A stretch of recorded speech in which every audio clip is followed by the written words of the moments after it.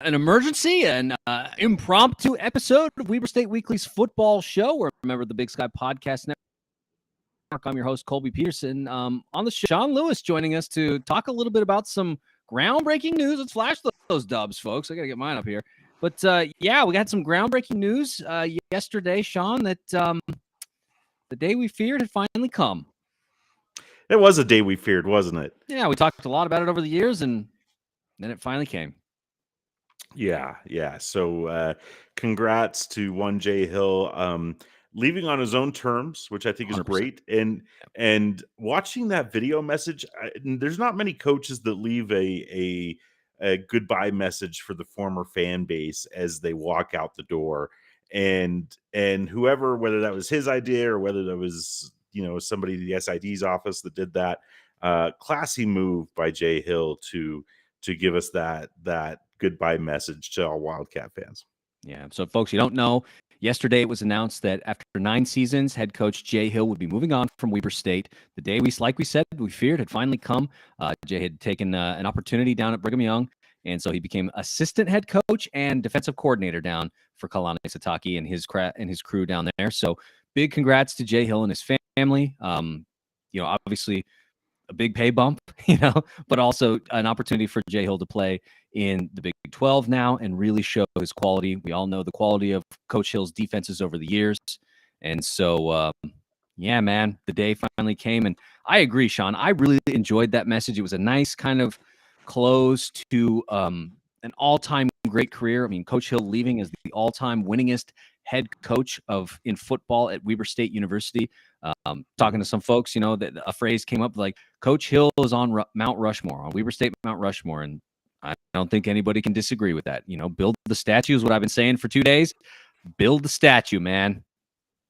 And I agree with that sentiment, Colby. You've got a guy that, short of winning percentage in every other category, is the all-time great football coach at Weber State. And as much as we give deference to Sark's boys and Sark Arslanian, the former great and all the great coaches that have come through Ogden on the way, there's something to be said for the longevity. I think he was there longer than anybody else, had the most wins, obviously the most conference titles, most playoff appearances. Any way you look at it, he transformed Wildcat football, and to that end, took us from a pretty dark place. 2 years of the he who shall not be named, and being the spring coach for one season, and then 2 years of Jody Sears that, let's just be real, did not produce many results or good results in any way. And so taking us from that point in what was a very, very rough first season, of course, to a place that no Wildcat fan could have thought we would have been. And that's I don't know if we can call us a perennial, but a team that is going to be, or should be, or is expected to be by fans and national pundits alike, expected to be at the top of the Big Sky Conference every year and on the top of the national stage. Now, we haven't got it done on the national stage, but Weber State football has a name brand going into 2023 that we did not have 9 years ago when Jay Hill took the helm of the team. And so you have to give that credit to Jay and his team and his staff and the administration for giving him the support. And you look at all the things that we've done since he got here. I think we already had the indoor facility. I think that was done right before he got there, or right shortly after. I can't remember what year that opened. But the north end zone stuff, the stadium improvements, the big video boards at both ends, there's been a lot that we can credit to the success of the Jay Hill era. Yeah, and there's more coming this, into the spring and into the summer as well. You get new turf. Yeah. There's going to be work on the east stands, like many improvements to Stewart Stadium that just didn't exist 9 years ago. Exactly. And so we are blessed and lucky to have had Jay Hill, to have been a part of that, and I do not fault him one iota for No way. taking care of his family financially. 100%. We can quibble about the place, but I was texting a friend of mine who is not a Weber State fan, and he was giving me grief that Jay left for the Cougs, and I said, somebody comes to you and offers you 3 times the 3 times. salary for technically less work, right? Yep. We think of he's associate head coach, but technically a step down in title, but 3 times the salary. And you're telling me nobody in America, I don't care how much you hate the place that you're going. By the way, this friend of mine has a degree from said institution. As much as he whines and complains about it, he has a degree from there, and he knows who he is. I'm going to send him the link to this pod because I'm talking about him. But nobody's turning down that deal. Nobody in America is turning down that deal. No. And so this is long-term financial stability for the Hill family, and giving them a place where they can go and succeed. Now, look, the one fear that I have for this, and this is my hot take for the night. Well, I've got a couple hot takes that we'll get to tonight, but my one hot take for tonight is a plea to the fans of the team in Provo. And that is, this guy is a legend at Weber State. We love him dearly. Yep. Please, please, please do not chew him up and spit him out like you have every other legend that you guys have had on your field that has become a coach. And nobody chews up coaches like BYU. And I look, this is not a BYU-centric podcast, but I could go into a long diatribe about how Kalani Sitake doesn't feel like his team. He's got people pulling strings on who his coaches are. We could talk about how bringing in Jay Hill feels like a handholder advisor to the head coach. I mean, getting that associate head coach title as part of this deal feels like he's going in to kind of give stability to Kalani's staff. Could I say that? But I'm not a BYU expert. So, and nobody at BYU except the one guy that doesn't believe we exist and blocked me on Twitter many years ago, that shares a first name with me. His middle name, my first name. But I think he's look, Jay Hill's going to do great down there. They're going to do great things in the Big 12. I think they're going to have a rough year next year in their first year in the Big 12. Of course. But the defense is going to be much better just because Jay Hill's there. Special teams are going to be better just because Jay Hill's there. So I think look, it's a good move for Jay Hill. And after 9 years, I don't want to say that you lose your voice because there's always new kids coming in, but sometimes just the change of scenery is good and can rejuvenate you in ways. And that's not to say that the coach was in a rut in any way, but I think sometimes change is good for everybody. Yeah, Sean, a couple things up. So Dan Hubler here in the comments on Facebook saying, agree with Sean 100%. They better take care of Coach Hill. I agree. And listen, guys, Sean and I have legs to stand on here. He and I both, hold degrees from said institution, but Wildcats first here, ladies and gentlemen. So listen, we get to complain about school down south as much as we want because we paid the money, but we're here talking about Weber State. And so, or in my case, the taxpayers of the United States of America are paying the money. Fair enough. But I think, Sean, we talked a little bit about the money there. I really don't think this is about money. If you listen to some of the interviews that Coach Hill did today, they kind of had him make the media rounds among the BYU media, answering questions, talking about his defensive philosophy and kind of what he likes to do. Because like you said, so folks aren't familiar with Coach Hill's scheme, with his defense, which is his strong suit. We've always had a great defense under Coach Jay Hill, and that's one of the big reasons why that skill set was in such high demand to make the move to a team that is moving to a Power 5 conference. But I don't think it was ever really about the money. I think that this was just, if you listen to Coach Hill talk in those interviews today, he talked about progression in his career. And I think that that's really what this is for he and his family. Like, they know that they could have moved on years ago. If you didn't know, Coach Jay Hill could have gone and taken the same job back at his alma mater, the University of Utah, after his first season at Weber State. He could have gone right back down to Salt Lake and said, hey, man, I'm becoming the DC at Utah, and I'm going to hitch my wagon to that. But he didn't.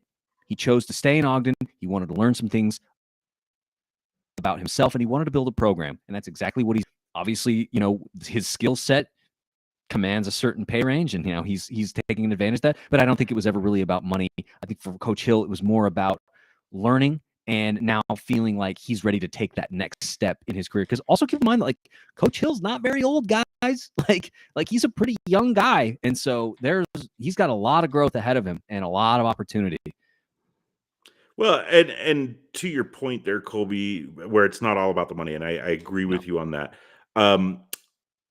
Anybody that is on a professional track in their career wants to do their career at the highest level that they have opportunity to do that.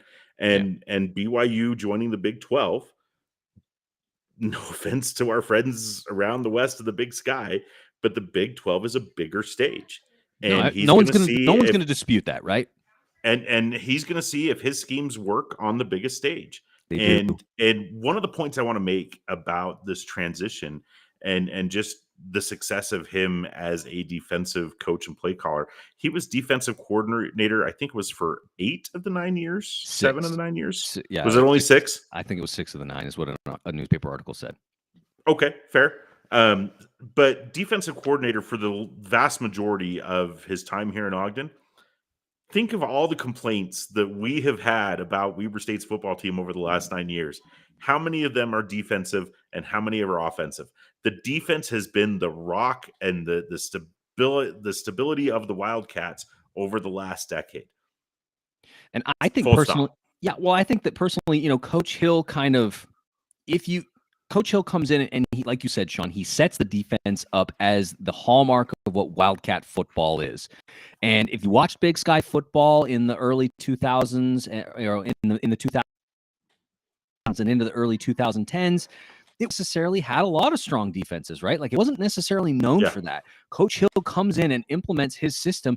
And I think he changes the culture of the conference as a whole, because it's like, listen, you're going to have to play against a really hard-nosed defensive team in Weber State, and it's that very defense that carries the Wildcats to 4 straight conference championships. The other schools get wind of that, and they say, okay, we got to do the same thing. So now you're seeing those kinds of things happening at many other Big Sky schools. And so I think that, Coach Hill had a part in changing the culture of not just Weber State, but also of the Big Sky Conference. And now anybody who's anybody in the conference, if you're a genuine contender for the conference title, you've got a good defense. Like you said, full stop. And I want to contribute, some of that credit goes to Coach Hill. What's the old adage, Colby? Defense wins championships. And nothing, you can look for no greater example than the Jay Hill era in Ogden, Utah, because it's 100% true. So congratulations to Jay. This is a great move. I like it. I think he's going to do well there. I just hope that the fan base doesn't chew him out. I mean, when that fan base chirped and basically forced Ty Detmer, the most legendary of legendary quarterbacks in their history, and basically treated him like a piece of dirt. I mean, I don't know what else to say. I know there's a ton of Cougar fans that are going to give me all the reasons why Ty had to go, but gosh, that guy was a legend. I think he deserved better than what the Cougs gave him. And I just hope that Jay Hill doesn't do that. And I didn't know this about Jay Hill. He talked on one interview about growing up in Lehigh and going to Cougar games as a kid. And so this is a little bit of a homecoming and maybe something he dreamed about as a kid. And who's to fault a guy for living out your dreams and getting paid to do it? Yeah. And I think the difference between, what you're talking about with Ty Detmer and with Jay Hill is that, I mean, Ty came up from high school football in Texas, right? Yeah. There's a whole, I get it. Jay Hill has a system. Jay Hill and Jay Hill has proven that system works time and time again in big games. Because I think that everybody would agree, like, you can't point to a game in a big game in Jay Hill's tenure where you're like, yeah, the defense just let us down. Like that's a rare occurrence. It was usually offensive issues where the Wildcats couldn't get over the hump, but the defense always showed up, especially in some of those signature moments that we're going to talk about here in just a second. Yeah. So, like you said, congrats to Coach Hill. Best wishes to him. Always welcome in Ogden. All love for Coach Hill in Ogden because of what he's done for us, and like you said, putting us on the map as not always necessarily as a solid. Yes, the Wildcats are going to win the national championship, but sometimes in those conversations, and that's just not conversations that Weber State University had been in previous decades, especially for the period that they were. Maybe you'd have a peaky year where you're going to get in the playoffs, and you're going to maybe make a little bit of noise, but nobody's talking about the Wildcats making a quarterfinals, a semifinal, or maybe even a potential run to Frisco. Nobody was talking about that, right? I need to brush up on my Weber State history, but I'm pretty sure the first trip to the playoffs was in the Ron McBride era. 2008. Or did we have one before that? Yeah, maybe we had one before that, way back when. But we've been 6 times. 4 of those are with Jay Hill. Yep. And so in the entire history of Weber State football, you've got 2 other seasons where they may have peaked up that. I remember, gosh, I'm old enough to remember that back in the day on the scoreboard at Elizabeth D. Shaw Stewart Stadium, say that 10 times fast, there was a timeline of history of Wildcat football that had all of like 6 entries in it, and one of them was the 1992, the team and fans that saved Wildcat football from being, and we've talked about that before on the show. Yep. But the history of Wildcat football, you've got Jamie Martin, the team that saved him, Ron McBride, and everything else is Jay Hill. At Sark Arsalian, sorry. Yeah, I was like, I mean, going way back. Sark's boys, like, come on, man. No. But I hope when they do the South End Zone or whatever they're gonna do, you got to give Jay Hill some of that same respect that Sark has in 100%. The pantheon of Weber State coaches. 100%. Now, people have been throwing it out a little bit today. They would love to one day see Jay Hill Field at Stewart Stadium. Sure. I'm so on board with that. Like, I'm painfully on board with that. If only I had the money to make it happen, I would 100%. Someday, Colby. And we're working on some things. We'll see. But so, Sean, I mean, obviously, it's a change in what's been happening in Ogden. And I wasn't quite ready to turn the page quite yet because, I mean, obviously, we could look forward to this upcoming search, and we'll talk about that. But I wanted to reminisce just a little bit more about some of our favorite moments under Coach Hill as Wildcat fans, throughout the last 9 years. And so, Sean, I wanted to kind of put it to you, overall, if you could define, your favorite moment, the greatest day to be a Wildcat when it came to football, what moment are you picking? So many, Colby. Yeah. The things that stand out, the first time making it to the playoffs, 16, making it to the quarterfinals, the win against Montana in the snow, that was a signature game. Oh yeah. One of my favorite Jay Hill moments, no lie, happened just last week. When he called 3 straight timeouts to egg the kicker and was going like this to the Montana State crowd when he was getting booed for those 3 straight timeouts. That killed me. But the thing that's going to stand out to Jay Hill, to me, is just the way he went about his business. He never threw players under the bus. Never talked down about anybody. He was a positive influence. You didn't see him. There were moments when he got fired up, but you didn't see him like yelling and cursing at everybody. In any time he was cool on the sidelines. He was just a class guy as a football coach. And just personally, seeing him, I wish I had the juice that he had. Bringing his XL cup of Mountain Dew into the Purple Palace for basketball games. He used to sit just down from me. Hey, man, you got to be somebody to get that.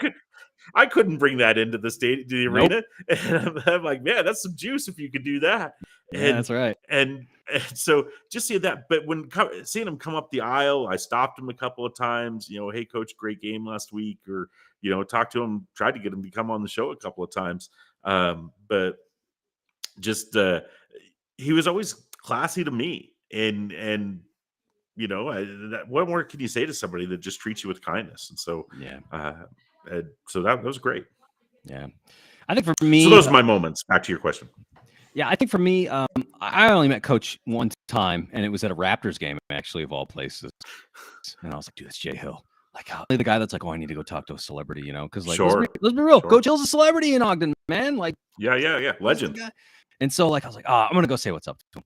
And so I'm like, hey, Coach, just wanted to say, blah blah blah. And I talked to him for a second. Like you said, super nice guy. No problem talking to some rando guy at an Ogden Raptors game. So class act. But I think for me, my favorite Jay Hill moment is maybe one that folks wouldn't necessarily point to as like, really, Colby, you're going to pick that moment? But let me explain to you. So I think my favorite Jay Hill moment, my favorite moment in the Jay Hill era, a little bit painful, but the 2017 quarterfinal against James Madison. Here's why. The Wildcats go into that game.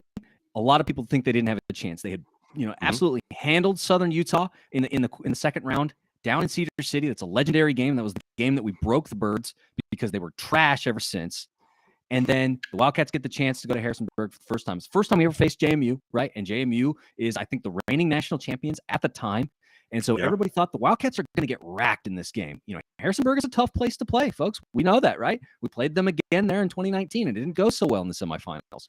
And so everybody had Weber State is just like, okay, cool. You beat SUU, you got your revenge, but like now this is big boy football. And that wasn't the case. The Wildcats were definitely in it. There were some key moments, especially, going into halftime where, if that doesn't happen, the Wildcats probably pull out the win.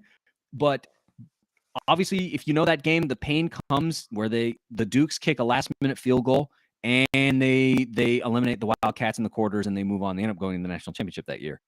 But I think the reason that I'd point to that moment as one of my favorites in the Jay Hill era is because I think that's where Weber State became for real. Because they had... Yeah.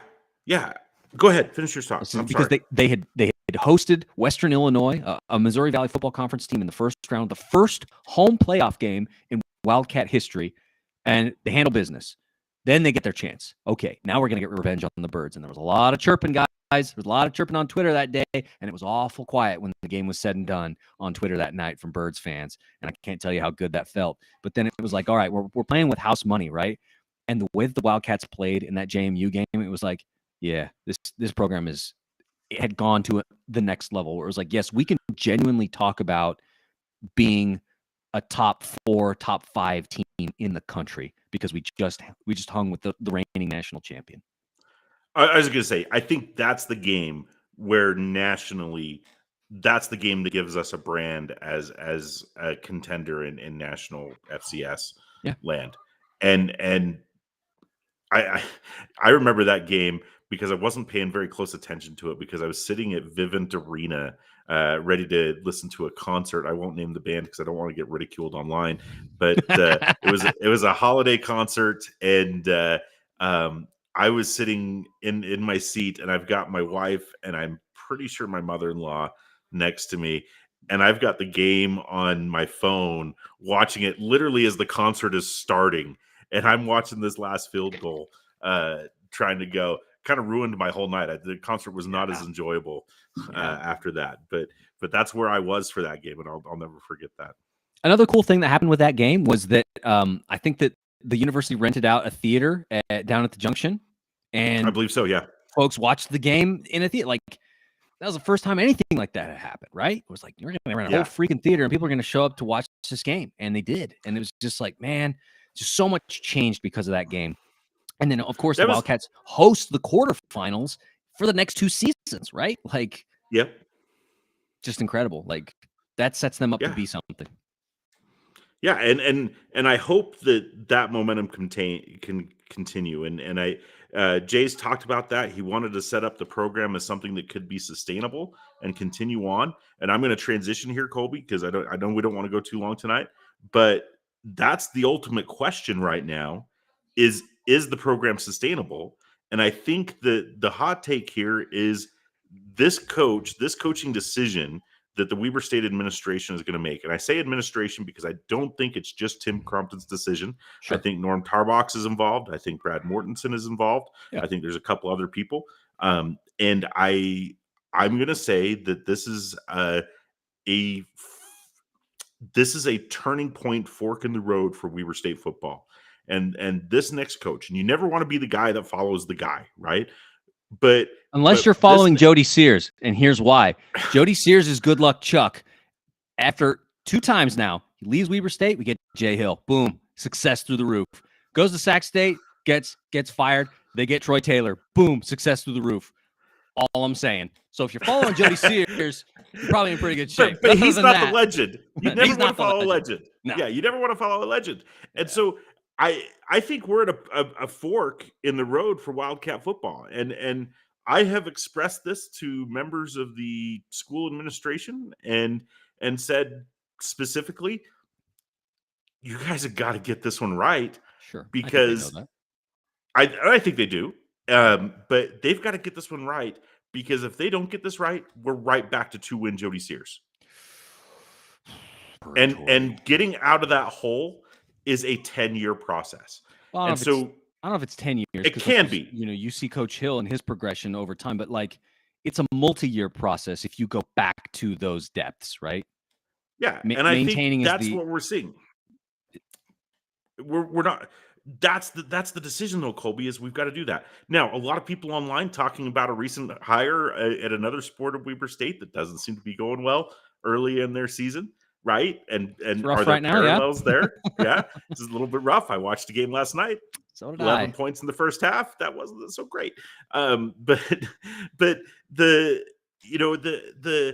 coaching decision here is very, very important. And so whatever influence I have, make this a national search, make sure the public knows it's a national search.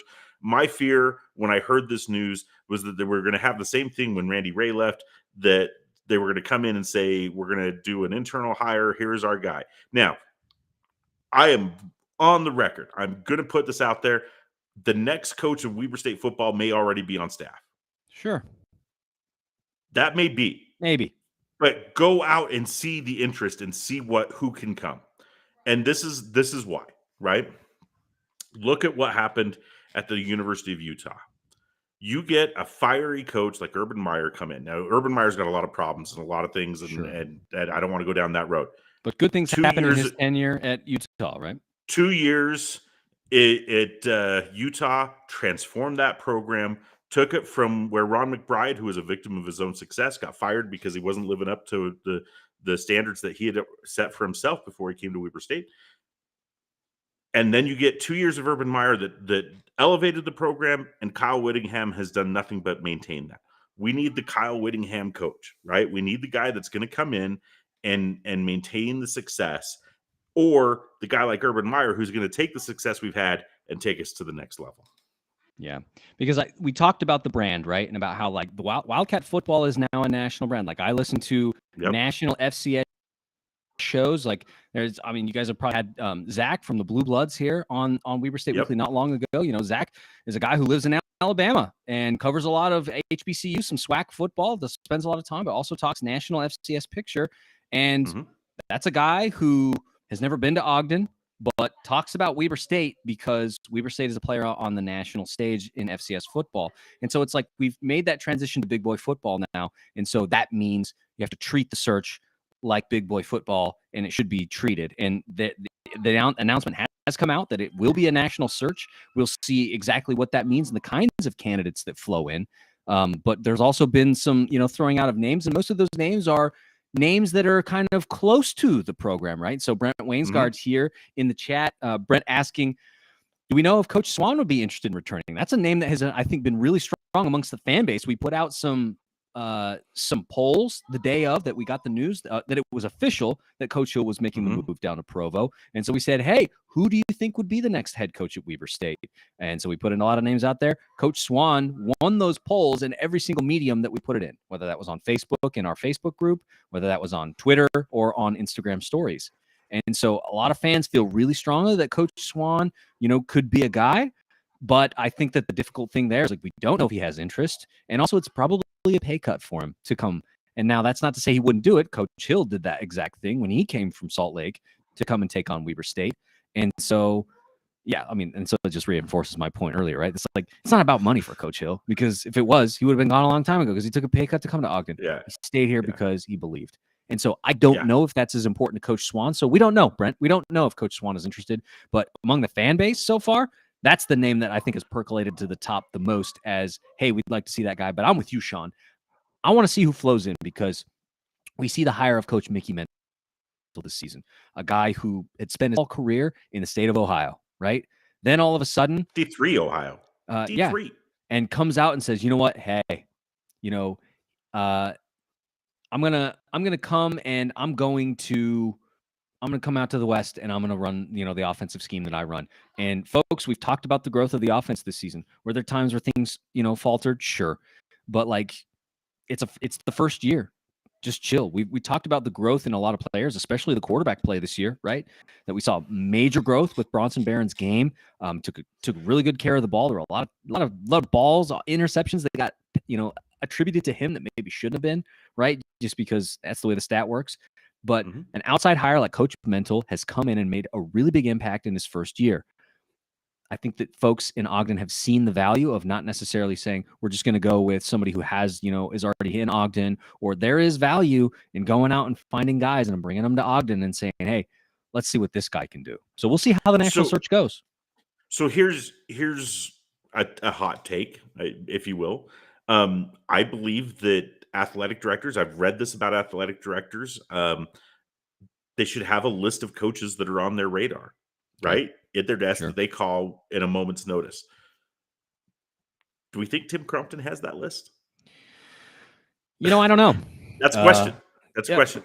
So I mean, we've known that, Coach Hill is going to go somewhere. I mean, we've been talking about it. And I think that if you listen to, if you listen to Coach Hill's interviews, there was a Cattails podcast episode where he and his wife, Sarah, interviewed together. And I think you got vibes from that interview that the time was drawing near that they were looking to make a move. And so now that day has come. So maybe, athletic director Tim Crumpton does have that short list. If he didn't, he's putting it together. Yeah. So there's a comment that came up about Coach Bendel not being ready to be a head coach in the West, not enough recruiting connections geographically. I disagree with that. I think you're right that he doesn't have the recruiting connections, but the head coach is not the lead recruiter. The head coach is the finisher, and just being a head coach out there is going to get you, get your foot in the door at any high school out there. So Chappie's right. There are many great options for a head coach. But most of these guys have a recruiting coordinator and assistant who is the powerhouse recruiter. Now, one of the things that the fans like about Coach Swan is that he is the powerhouse recruiter for Utah right now, right? Yeah. And he's recruiting NFL guys. He's bringing guys in, getting them ready, and sending them off to the NFL. That's who Colton Swan is right now. Yeah. So again, I think the head coach is more of a finisher than the active recruiter. I think your position coaches are the guys that are more into the day-to-day of the actual recruitment process. I could be wrong. I've never been recruited, but I think that's how it works. And so I think that it's about the staff you put around you, not necessarily the head coach in that regard. And that's the question that I have on this search, right? Because there's basically two mentalities of thinking about this. One, the first mentality is we're going to go with somebody with Weber State ties, not necessarily on the staff right now, but somebody with Weber State ties that knows what's going on, that can maintain the program, move it along, and don't rock the boat. That's essentially what they did with basketball.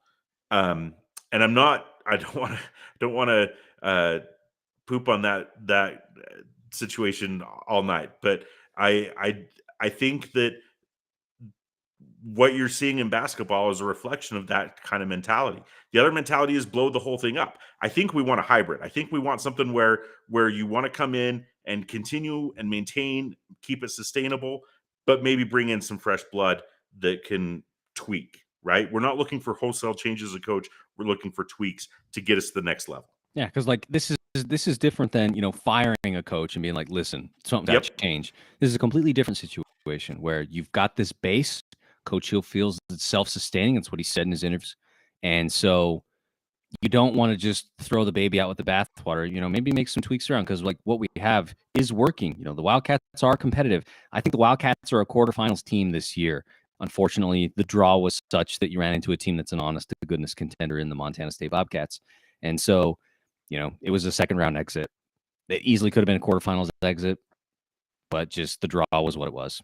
So some other names, Sean, that folks have thrown out there. So we've talked about, of course, Coach Mental has some head coaching experience at the D2 level at Notre Dame College, where he came from outside of Cleveland, Ohio. But also some other names of folks that are on staff, defensive line and co-defensive coordinator Grant Duff. That name has been thrown out there quite a bit. So not sure what the interest level is or, anything like that, or if Coach Duff is applying, but that's a name that people have thrown out quite a bit. Somebody who's already on staff, a lot of relationships. We'll see about that. Some other names that you've heard, Sean. Associate head coach Brett Myers. Okay. Offensive line coach as well. Yeah. So I think the short list is 4 guys. I think it's Grant Duff, Brett Myers, Mickey Mental. And those are the 3 on-staff hires. Mickey Mental because he has head coach experience. Brett Myers as associate head coach. He was Jay Hill's number 2. There's a natural progression there. Grant Duff because of the great things he's doing on the defense. Jay Hill's guy is there. The other one is Colton Swan. I think those are the 4 names that have kind of been out there. Anybody else, I think, would be an outside dark horse, blow us away.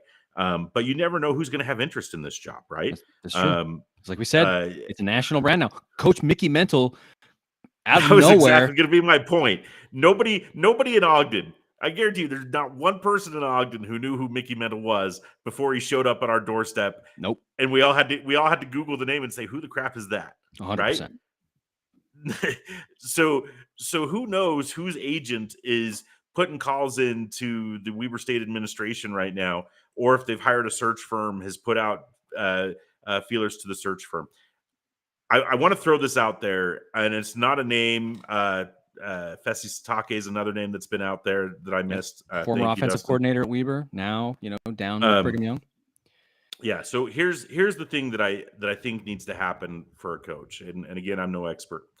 The key thing that we need to pay attention to is recruiting day and National Signing Day, which is 2 weeks away. Yeah. 2 weeks away is National Signing Day. So the only way you salvage a signing class is to have a coach in place before signing day, right? You've got to have somebody in place a day or 2 before, at the very least, who can spend 24 to 48 hours burning up 3 different phones, getting out there to recruits. If this search goes on past signing day, you lose an entire class of recruits, and that prolongs any change that Weber State football would have. Do you disagree or disagree with that, Colby? No, I think you're right, because for some of those kids, even the kids that have verbally committed, those things can change, right? Because things changed, with the head coach. The mantra from the position coaches who are out there doing Jay, and now it's not play for Jay anymore. It's play for we don't know ? And so they don't know what that looks like, and so that can scare some kids. Obviously, it's a little bit easier these days because they do have the option to transfer a little bit easier than they have in years past, and so probably more willing to take a risk. And the brand of Weber State football is such that, listen, you come to Ogden, it's a great place to play football. It's a great place to go to college, and you'll get your opportunities if you put in the work. And so I don't think that changes markedly. So that's a nice thing that the Wildcats have going for them, is that it's a gift left by Coach Hill to the good people of Ogden, and Weber State University is like, hey, man, I built you a name that will carry you. Let it carry you. And so if for some reason they do not have a head coach named and in place in 2 weeks, because that's a quick turnaround, man. 2 weeks is a quick turnaround. It's quick, but it can happen. It can happen, right? It 100% can happen. It's happened in other places, and those places have turned into home runs. I think what I'm hoping for, regardless of who the Wildcats pick, is Wildcat fans obviously were familiar with the Montana State Bobcats in Bozeman this season, having played them twice and having taken the L twice against a really good run offense. Bringing in Coach Brent Vegan after losing Jeff Choate, who was a great coach in his own right. Man, That's been a whiz bang hire for them. It's been really good. There have been a lot of good hires out of the Valley coaching trees lately into the Big Sky that have made an impact. We're talking about Brent Vegan coming out of North Dakota State. We'll talk about Jason Eck being hired at Idaho, the former offensive coordinator at South Dakota State. It's been a great hire for them, right? I mean, Jason Eck is just like the best social media coach in the conference right now. The dude's just phenomenal. Well, not just that, he's one of the best coaches. Yeah. Right? Yeah. Look, Idaho was a juggernaut this year. It had a couple of big wins. They are going to be a tough out. They are going to be a playoff team in the next 2 to 3 years. They were a playoff team this year. Yeah. So, my apologies. They didn't last very long, but they are going to be at the top of the Big Sky and fighting for that conference title shortly. Yeah. Montana is always going to be fighting for that conference title. Montana State is fighting for that conference title. And that's what I want Weber to be. I want Weber to be in that upper echelon of Big Sky teams, and we're in that conversation. And so we've got to get somebody that can keep us there. That's why I like the national search, is because, like Chappie was saying here, sorry, I took it down real quick, so I'll put it back up. Funny that the coaching tree at Weber State operates basically independently of the rest of the conference. It's true. There, you see a lot of like EWU coaches getting hired and put in places. Sometimes guys get pulled here, they get pulled there. In football, it's really independent of that. There's obviously some Utah-centric ties because of Coach Jay Hill and a lot of guys coming up. But at the same time, you know what I mean? I think that there are options out there, and there have been 2 really good use cases in the conference to say, listen, good football is played in the Valley, and that's where a national search can benefit you, because it's like somebody in the Valley might say, you know what? I think I want to take a chance. And then you interview them, and they talk about what their vision is for Weber State and what they want to do. And you're like, wow, wasn't thinking of that guy before I talked to him, but now I'm kind of in. You know what I mean? Well, Kobe, I don't know if you've ever had a chance to do job interviews. I've interviewed people for positions. Oh, yeah. Dude, I lost my job in the pandemic. A million job interviews.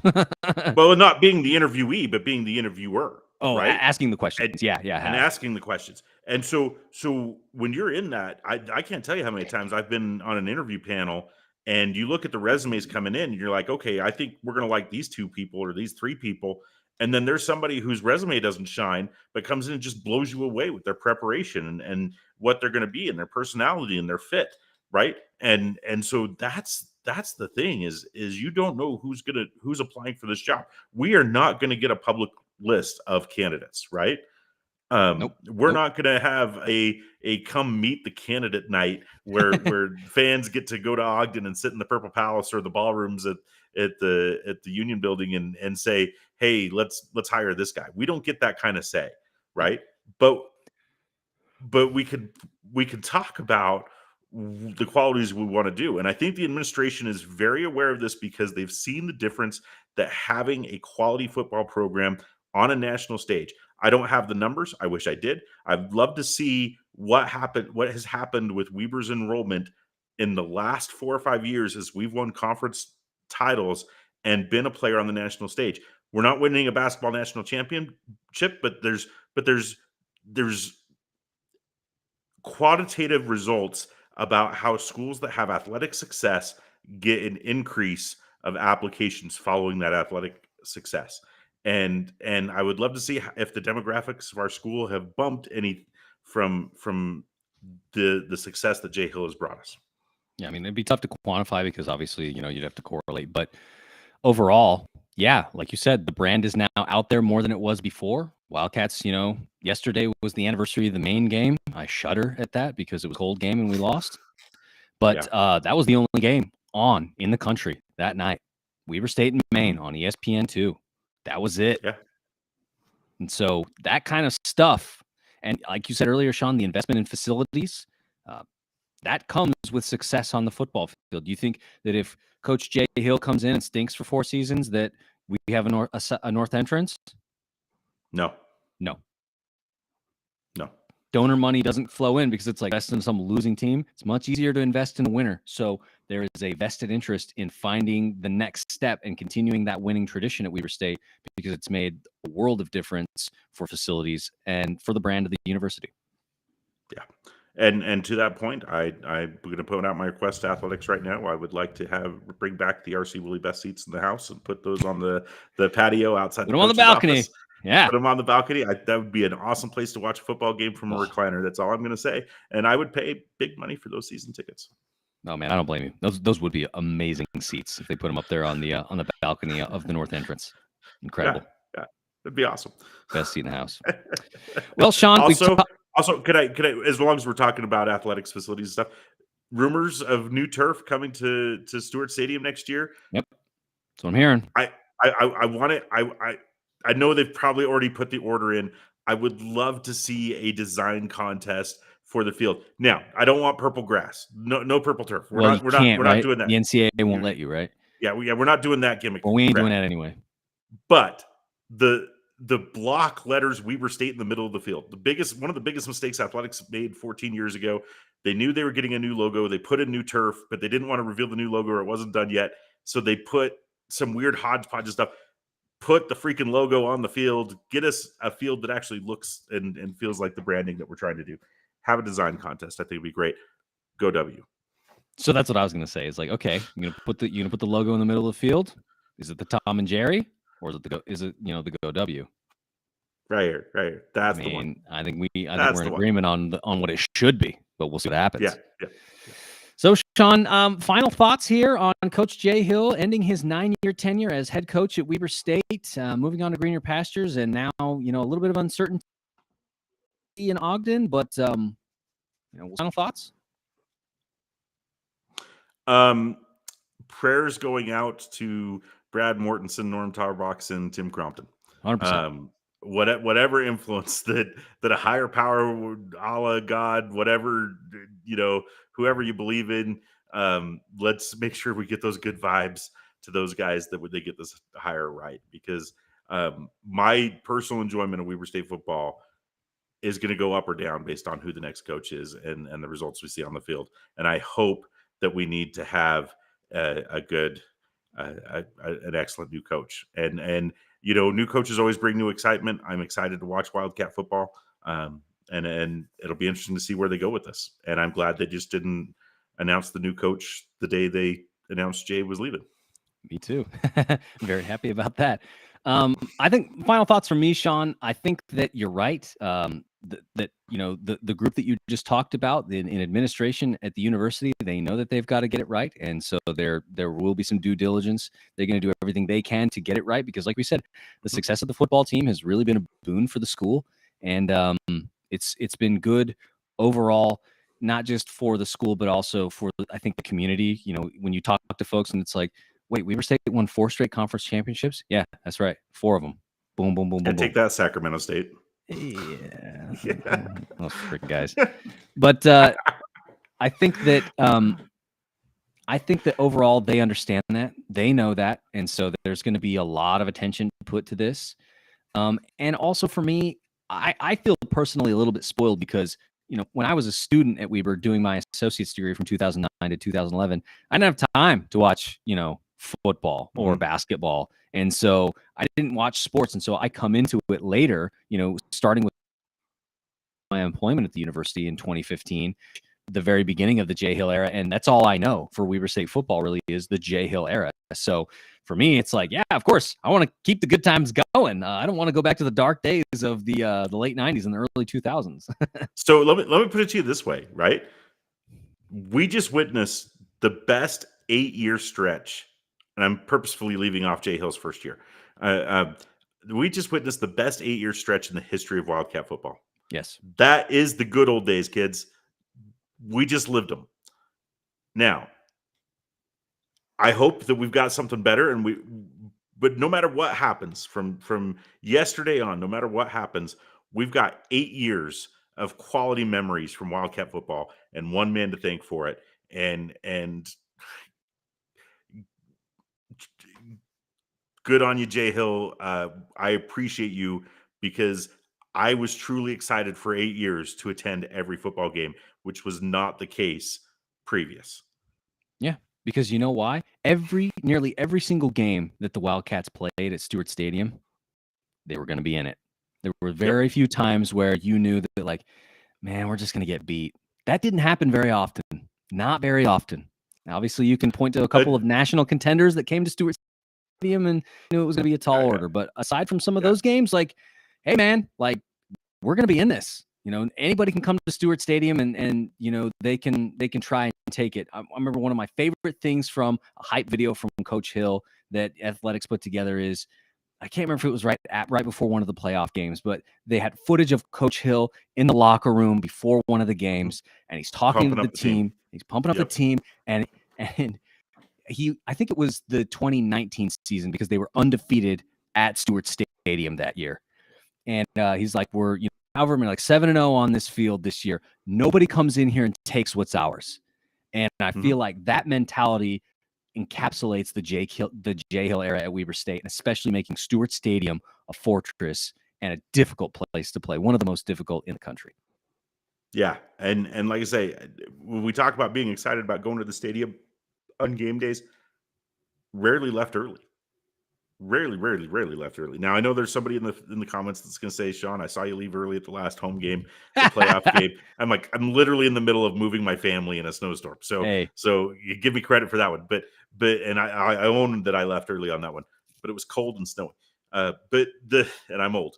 But we rarely left early, and we were in those games, and just a lot of fun. I look forward to more fun at Weber State football in the fall. Oh, dude, Bobby went and found out. So Bobby Hall here in the comments, he's got the link for that video that I was just talking about. If you want to see it, it's in the chat here in the Facebook feed.